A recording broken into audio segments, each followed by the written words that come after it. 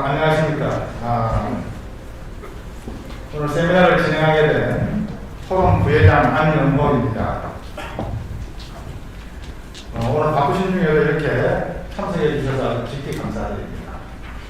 특히 국방부, 합참, 연합사, 해군본부에서 이렇게 현역분들이 오셨는데 경무에 시달리는 그 많은 업무 속에서도 적지 않은 시간을 할애해서 오늘 이렇게 참석해 주셔서 깊이 감사드립니다. 그 많은 적지 않은 시간을 할애한 만큼 오늘 이 시간이 아주 의미 있고 또 소득이 있는 시간이 되도록 노력하겠습니다. 세미나 진행은 시간을 절약하기 위해서 우선 세 분 발제자께서 모두 발표를 해주신 다음에 이후에 질의응답 소위 시간을 갖도록 하겠습니다. 발표 시간은 20분간 20분씩 발표를 하시겠으며 20분을 넘지 않도록 이렇게 좀 해주시기를 부탁드립니다. 오늘 발표하시는 세 분은 제가 소개해드리지 않더라도 워낙 유명하신 분들이기 때문에 소개해드릴 필요가 없겠지만 그래도 간략하게 소개를 드리겠습니다. 먼저 첫 번째 발표는 글로벌 안보 상황과 바이든 시대 한미동맹 발전이라는 제목으로 전인범 장군님께서 발표를 해주시겠습니다. 전 장군님께서는 27사단장 특전사령관을 역임하셨고 많은 군대 생활 많은 시간을 합참 연합사의 작전 및 기획업무를 총괄을 하시는 그런 직책에서 근무를 하셨습니다. 그리고 또 전 장군 추진 단장을 역임하신 한미 동맹의 최고 전문가라고 할 수 있습니다.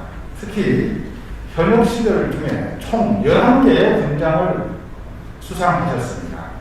이 기록은 우리 참전 군인을 제외하고는 최고의 기록을 가지고 계신다고 합니다. 그러면 전 장군의 발표를 큰 박수로 청해 주시겠습니다.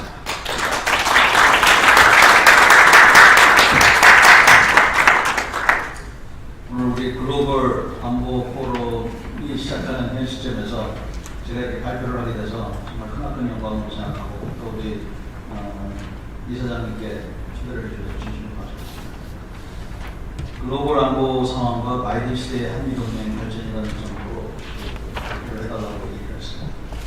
바이든 대통령이 취임한 지 이제 100일이 지났습니다. 바이든 대통령의 행정부는 정책의 우선순위를 역시 코로나 해결, 기후, 경종 문제, 경제 현안, 건강보호, 이민자 문제, 그리고 미국의 국제유산 제도 여기에 두고 있습니다. 이렇게 발표한 내용 못지않게 여기에 포함되지 않은 내용도 우리가 유심히 봐야 되는데 20분밖에 없으니까 다루지 않겠습니다. 어떤 이들은 미국이 대전환을 지금 하고 있다고 얘기하고 있습니다. 이것은 뭐 다른 나라들에게는 위기가 될 수 있다고 경고를 하고 있는데 바이든노믹스에 의한 경제 대전환, 동맹 다자주의로 인한 세계를 변화할 통상 대전환, 탄소 중립으로 세상을 바꾸는 산업 대전환, 빅테크 기업을 통제하는 규제 대전환, 그리고 중국 견제에 집중하는 전략 대전환 등이 거론되고 있습니다. 그 중에 하나인 BBB, Build Back Better, 더 나은 재건을 하겠다, 이러한 것을 주장하고 있는데요. 이 플랜의 핵심 구성은 제조업을 부양하고, 물론 미국이죠, 기술 혁신을 촉진하고, 동시에 바이아메리칸 보호주의 노선을 근간으로 하고 있습니다. 우리에게는 그렇게 좋은 소식이라고 보기 어려울 것 같습니다. 예컨대 그린이라는 그런 순진한 단어 속에서도 그린의 덫이 있는 것입니다. 즉 미국이 말하는 그린 뉴딜 정책에 따라서 최악의 경우에는 모든 인프라가 친환경, 첨단 ICT 시설로 리모델링 되면서 탄소 중립이 지구촌 화두가 된다면 모든 국가가 탄소 제로 사회를 만들기 위해서 에너지 사용의 대전환을 가져올 수밖에 없다는 겁니다. 여러분 한번 생각해 보십시오. 이게 어떤 의미가 있는지. 이렇게 되면 탄소 제로는 탄소를 배출하는 수많은 기업들에게 고비용의 부담을 안겨주게 되고 전 세계에서 내연기관 차량이 퇴출되는, 이거는 쉽지 않을 겁니다만 하여튼 그에 따른 탄소세, 배출권 거래제, 재생에너지 공급 인증서, 의무 할당제, 제로 에너지 빌딩, 플라스틱 셋 이런 것들이 만약에 나오기 시작하면 우리가 지금 현재 하고 있는 모든 것이 영향을 받을 수밖에 없습니다. 하다못해 일주일에 한 번씩 버리는 쓰레기까지도 불편하게 되는 거죠. 제가 오늘 점심시간에도 여기 발표자님들께 말씀드렸지만 제가 오래 살지 않는 게 다행이라는 생각이 들 정도로 그런 세상이 오고 있는 것 같습니다.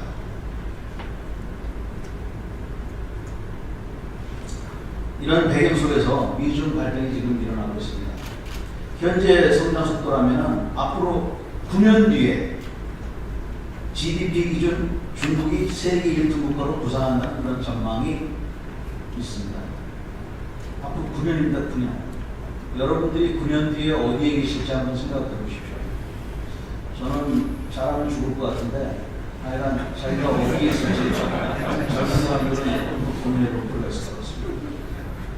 이래서 중국을 견제를 하고 있는데 중국 사람들은 뭐라고 지금 생각하고 있냐면 미국이 견제하고 있는 5G 이 5G라는 것은 4G의 단순한 업그레이드가 아니라 국가 제조업의 미래를 결정할 무기다. 이렇게 지금 중국을 보고 있는 겁니다. 그리고 그게 맞습니다. 왜 그러냐?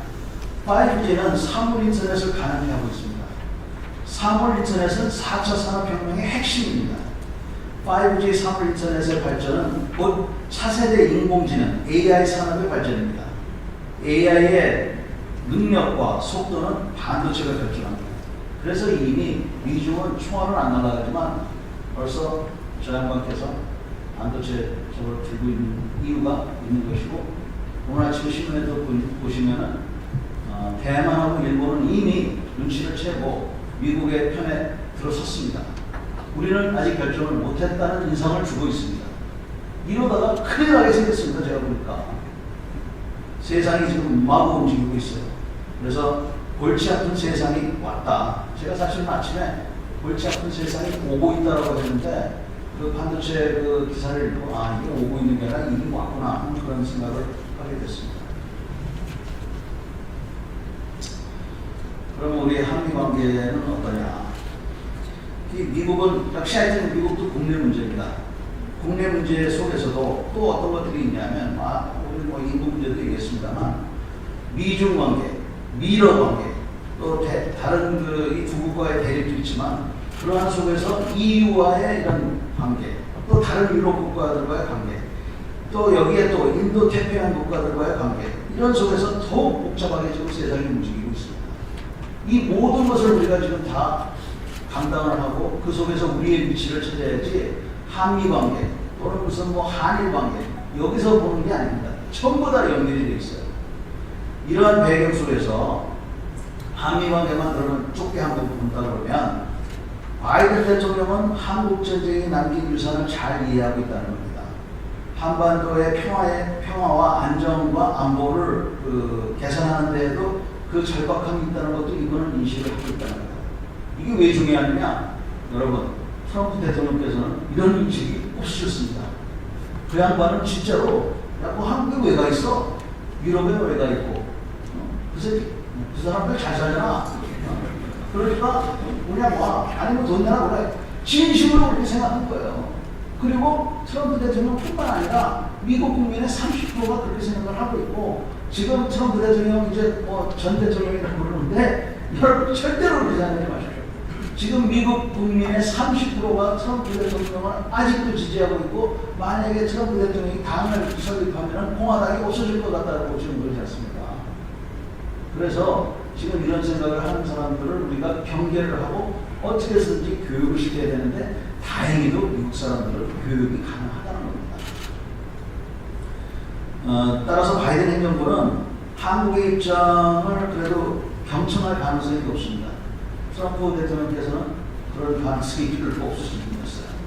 그리고 그렇다 보니까 정책이 예측 가능합니다. 그 밥 우드워드나 하다못해 볼튼이 쓴 책들을 읽어보시면 와 이렇게 해서 미국이 돌아가는구나. 그러니까 우리가 어떻게 해야 되겠구나 하는 것을 느끼실 수가 있습니다. 시간 내서 한번 좀 써보시고 특히 영어로 들으실 분들 영어로 한번 들어보십시오. 얼마나 우리 같은지. 그래서 그 대북 제재에 대한 그 탄력적으로 운용해야 된다는 것도 이분이 알고 계시다는 거예요. 그리고 또 북한의 핵 능력이 계속 이렇게 되고 있지만 북한이 핵 능력을 축소할 거라는 확신만 있다 그러면 정상회담을 할 수 있다 이렇게 생각을 하고 있다는 겁니다.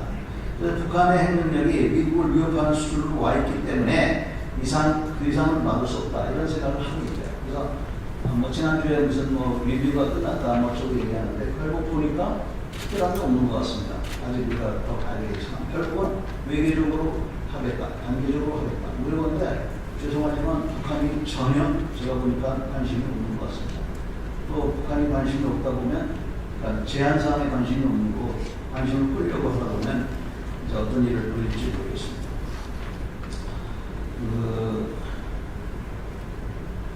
한미 관계는 그 중심에 우리 군사 관계가 중심이라고 생각합니다. 자, 이게 무슨 말이냐면 미국과 한국과 경제 관계도 있고 문화적인 관계도 있고 여러 가지 관계가 있지만 그 중심에는 바로 여러분들 군인들과 미군 군인들과의 관계가 있다는 겁니다. 군인이라고 하는 것은 미군이 됐든 한국군이 됐든 북한군이 됐든 일정한 가치관을 갖고 있습니다. 국가에 대한 충성, 조직에 대한 명령 복종. 인간 사회에서 뭐 명령 복종이나 이런 걸 우리처럼 이렇게 하는 그런 가치관은 없잖아요. 그러니까 이런 군인적인 가치관을 바탕으로 해서 우리 한미의 좀 관계가 시작이 됐다는 거죠. 그래서 처음에는 그 해방군으로 미군이 우리한테 왔었고 또 6.25 때는 우리한테 보원군으로 왔는데 우리만 그렇게 생각하는 게 아니라 미군들이 자기네들이 여기 왔을 때 그 사람들이 여기 왜 왔겠습니까? 자기 오고 싶어서 온 사람은 하나도 없을 겁니다. 자기네들도 자유와 민주주의를 지키고 불쌍한 한국 사람을 도와주러 온다라고 생각해서 왔던 겁니다. 그래서 그러한 인식이 바탕이 돼가지고 우리가 그동안 경제도 발전시키고 정치를 발전시켜서 민주국가를 이룬 겁니다. 세계 어느 나라도 그렇게 해본 적이 없어요. 그런데 그 중심에 뭐가 있냐면 바로 우리 한미 군사 이 관계가 핵심이 됐다는 겁니다. 이거를 우리가 좀 꼭 기억하고 그 중요성을 잘 활용할 필요가 있다고 저는 생각합니다. 그래서 현재 한미 군사 관계에 아까 얘기했던 뭐 경제 관계 저거 아까 제가 그냥 20분이라고 해서 쑥 지나갔는데 무시무시한 거예요 사실. 그래서 더 공부를 해보시는데 그거 말고 우리 군사 관계만 보면 몇 가지만 제가 말씀드릴게요. 첫째, 주한미군 훈련 여건의 악화입니다. 아까 우리 정무수 전 부장님께서 말씀하셨는데 미군과 한국군의 가장 큰 문제가 지금 훈련 여건입니다. 사격을 할 수가 없습니다 지금. 그러다 보니까 어떤 일이 벌어지느냐. 주한미군이 아파치 헬기가 48대가 있습니다. 그 다음에 탱크가 있고 야코도 있고 공군이 전투기들이 있는데 이 사람들이 실사격을 못해요. 실사격을 못하면 이 사람들은 자격을 상실하기 때문에 자격을 상실하면 진급 심사에 들어갈 수가 없습니다. 그러니까 이 미군들은 자기 상관한테 난 이거 자격 심사를 해야 되는데 내 사격이 안 된다라고 항의를 하는 겁니다.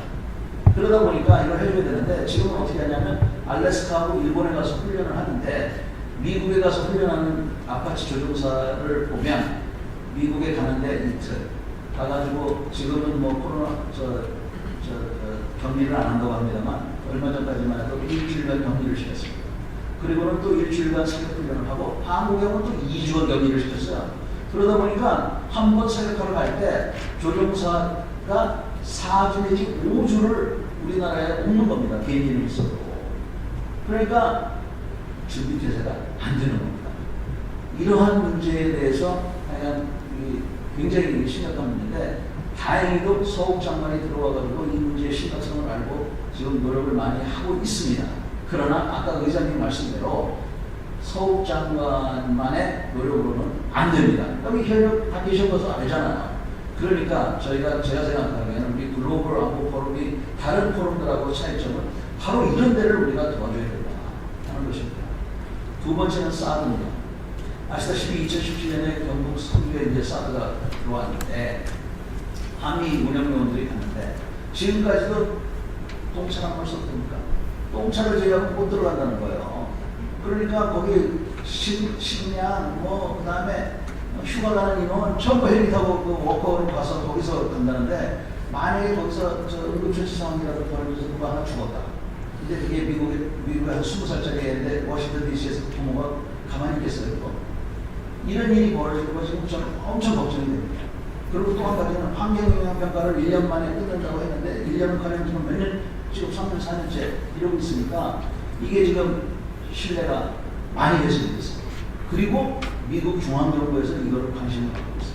이게 무슨 말이냐면 주한미군들의 인식하고 태평양 사령부에 있는 미군들의 인식하고 워싱턴에 있는 미국 사람들의 인식이 다 틀립니다. 그러니까 주한미군 사령부에 있는 사람들의 어떤 관심사가 있고 태평양사 가면은 그게 뭐지 이러는 데가 있고 워싱턴에는 관심도 없고 이런 것들이 있는데 이 사드에 대한 이거는 워싱턴 DC에서도 관심을 갖고 있다는 겁니다. 세 번째는 미국 기지 반환인데 내년에 이제 용산 기지가 반환이 되면 이 오염 문제가 분명히 나올 겁니다. 미국 사람들은 이 KIS라는 이거를 제정을 해놨는데 쉽게 말해서 이겁니다. 방사능 물질이라도 사막 한가운데 가 있으면 그건 치유의 책임이 없다는 거예요.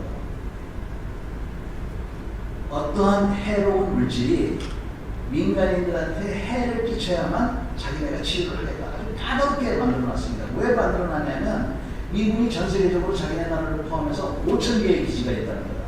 그 5,000개의 기지를 주거리막거리 할 때 미국은 뭐 환경단체가 있습니까?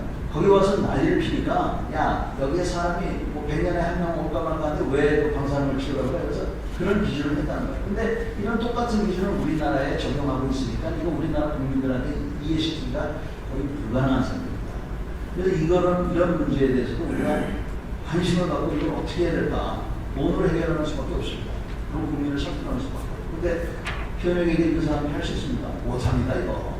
그러니까 우리 같은 예비역들이 이런 것들을 우리가 얘기를 해서 우리 같은 사람들은 뭐 어쩔 거예요.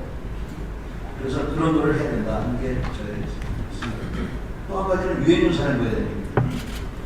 유엔군 사령부가 남북 교류에 방해가 되고 있다.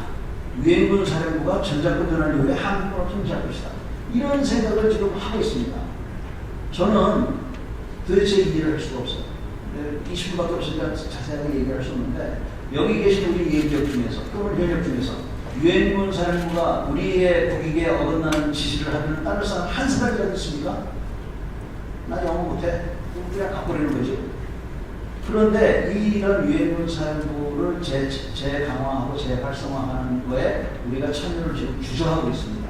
저는 아주 어리석은 거라고 생각해요. 이 문제. 그 다음에 아까 전자권 전환에 대해서 말씀하셨는데 전자권 전환을 노력이 한 지금 15년이 지났습니다. 우리가 이거 처음 시작할 때부터 준비를 했으면 지금쯤 웬만큼 준비가 돼 있을 거예요. 근데 아까 무슨 뭐 조건에 의한 뭐 저거 얘기하는데 여러분 조건 보셨습니까?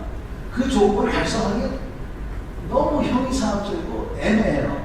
그러니까 전자권에 대해서 의심을 하는 사람은 아 이거 달성 안 하려고 그냥 만들어 놓은 거야. 북한이 비핵화가 돼야 전자권 전환하겠다. 이런 식으로 인상을 주니까. 그러니까 우리가 이제 전자권에 대해서 결심을 할 때가 왔습니다. 그래서 내년도에는 연합사가 이제 평택으로 이전하고 하는데 연기가 저는 답이 아니라고 생각합니다. 왜? 지난 70년 동안 미국들한테 저 도움받아가지고 이 나라 이 정도 싼 값에 잘 지켰으면 됐어요. 그러니까 이거 어차피 가져올 수밖에 없으니까 확실하게 가져오고 새로운 답을 좀 찾아야 될 것 같습니다. 조건도 좀 붙여야 될 것 같고 우리가 전반적으로 우리 군을 이 기회에 재정비를 해야 됩니다. 그렇지 않으면 이 전자권 이거 섣불리 가져갔다가는 나라 망하고 안 가져올 수도 없는 현실을 계속 이렇게 미루는 것은 저는 무책임하다고 생각합니다. 후배들한테 우리 예비역들이 못할 짓을 하고 있다고 생각합니다. 그 다음에 한국의 핵무장하고 핵군인 문제인데 불과 3월 16일 날 미국 하원의 외교위에 아시아 태평양 비핵산 위원장 그러니까 그 미국도 하원에 우리처럼 외교위가 있는 거라네. 거기에 외교위에 공화당 우리로 치면 간사가 13선 의원이에요. 그러니까 2년 시간 때 20년을 넘게 한 의원이 뭐라고 했냐면 한반도의 비핵화를 이루기 위해서는 중국이 필요한데 중국이 관심이 없다. 그러니까 중국의 관심을 이끌어내기 위해서 한국과 일본의 핵무장을 돕는 것은 아니더라도 논의를 할 필요는 있다. 이렇게 얘기했어요. 이게 왜 큰 얘기냐면 불과 제가 전역하던 5년 전만 해도 미국에 가가지고 핵무장 어쩌고 얘기하면 듣지도 않습니다. 근데 이미 이런 생각을 한다는 게 저는 굉장히 큰 의미가 있다고 생각합니다. 그리고 우연일지도 모르지만 얼마 전에 척 헤이걸 전 국방장관이 뭐라고 그랬냐면 이제는 워킹그룹도 만들고 해서 그 우리 동맹국들하고 핵 계획을 공유하고 해야 된다 이런 얘기를 했어요. 그러면 우리 같은 예비역들이 해야 되는 일이 뭡니까? 이런 사람한테 20불씩 얻어가지고 저 선거 저 정치자금도 좀 대주든지 아니면은 편지라도 써가지고 지금 그런 얘기했는데 언제 코로나 끝나면 우리 포럼에 와서 한번 얘기 좀 해봐라 뭐 이런 얘기를 하든지 이런 활동을 해야 되는데 제가 그 기업 주분한테 이 카톡으로 보내가지고 이거 좀 어떻게 관심을 가져보시고 이렇게 이게 너무 어려워. 이래가지고서야 저는 북한의 핵무기를 떨어뜨리자는 사람은 아니에요. 그러나 우리가 만약에 핵무장을 하면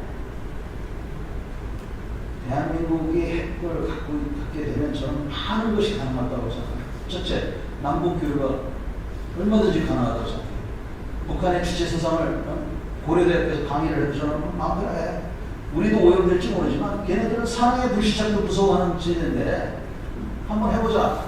저는 그런 자신감이 있을 것 같습니다. 두 번째는 아까 정 의장님께서 굉장히 무서운 얘기를 하신 겁니다. 우리가 공격적인 사고를 갖자. 핵무장을 갖고 공격적인 사고를 가지면 이제 선제 공격 이 생각을 안 할 수가 없는데 그렇게 되면은 북한에도 주한미군이 있어야 되겠구나 이런 생각도 할 것 같아요.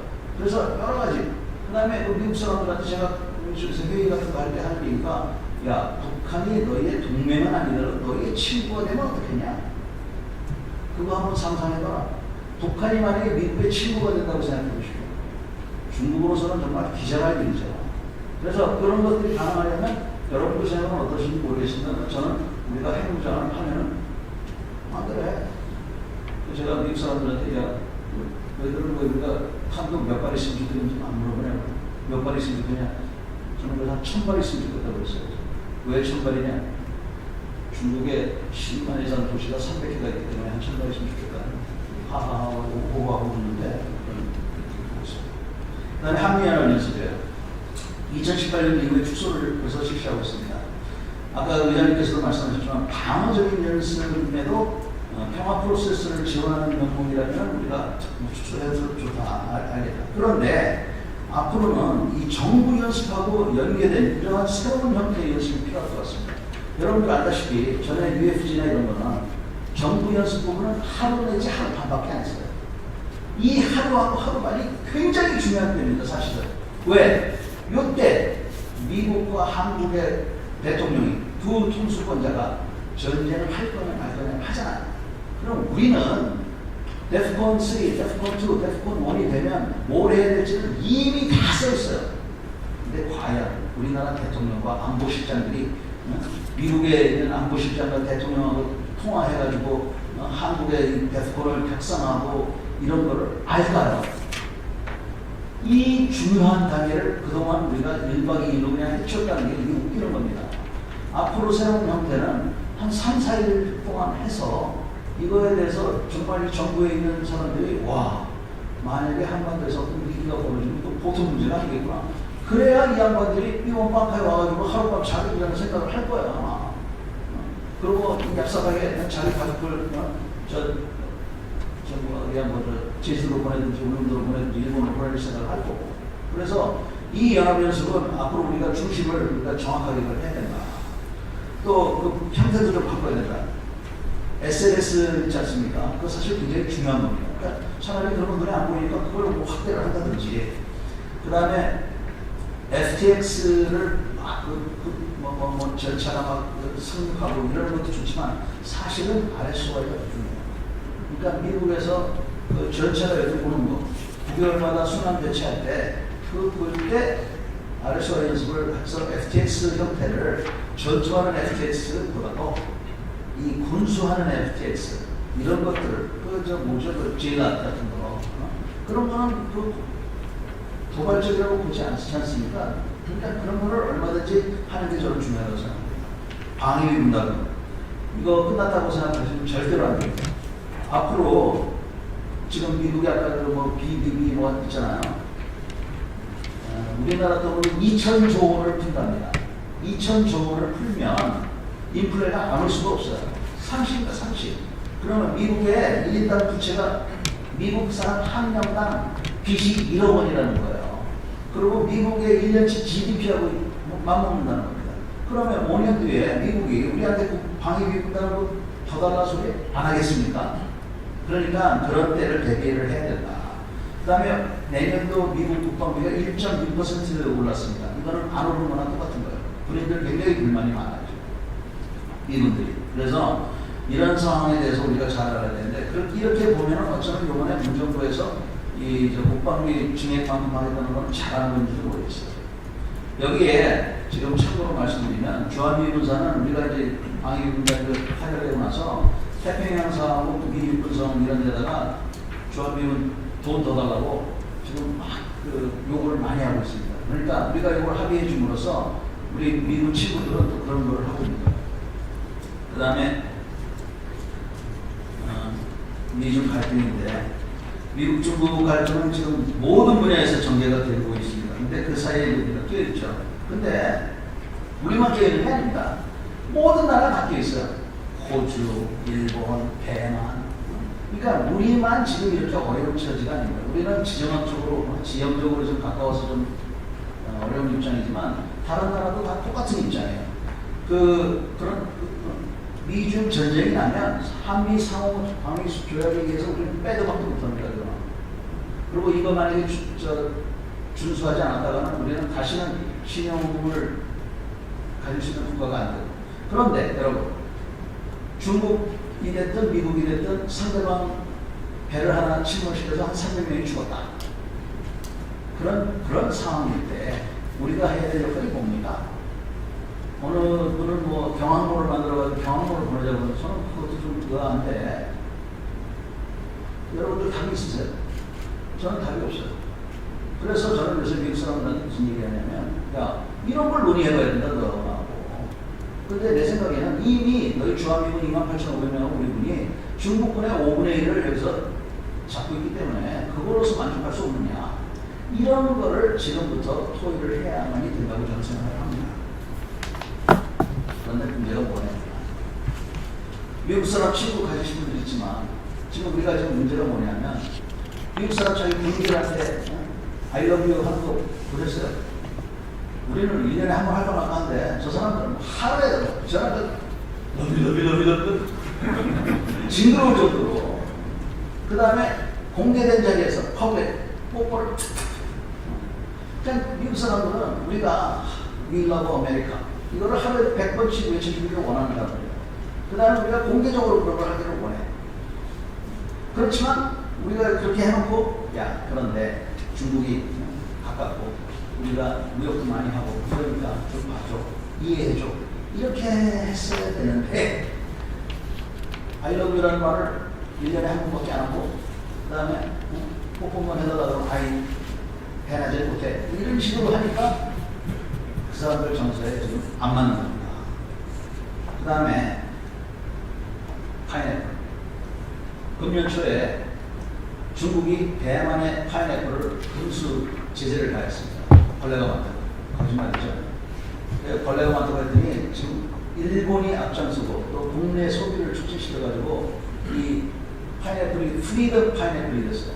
카나다하고 미국이 공짜냈고, 얼마 전에는 폼페이오 전 장관이 그 파인애플 뭐 말린 거를 뭐 먹고 뭐 해가지고 사진 올려가지고, 이 파인애플, 프리덤 파인애플, 중국에 대해서 이러한 그 뭐라 그래야 될까요? 동맹들이 이미 생긴 겁니다. 그럼 이게 우리가 쿼드에 지금 뭐 조율하냐 마냐 뭐 이런 여러 가지를 하는데 시사하는 바가 많이 있는 겁니다. 20분을 추가했으므로 여기서 끝내겠습니다. 우리 바이든 곧 트럼프 직생됐다는 이사입니다. 네, 감사합니다. 우리가 이전에 보이고 있는 총 9개 분야인데 9개 문제를 모두 정리해서 대안을 명쾌하게 제시해 주셨다고 이렇게 생각이 듭니다. 훌륭한 발표를 해주신 전장님께 다시 한번 큰 박수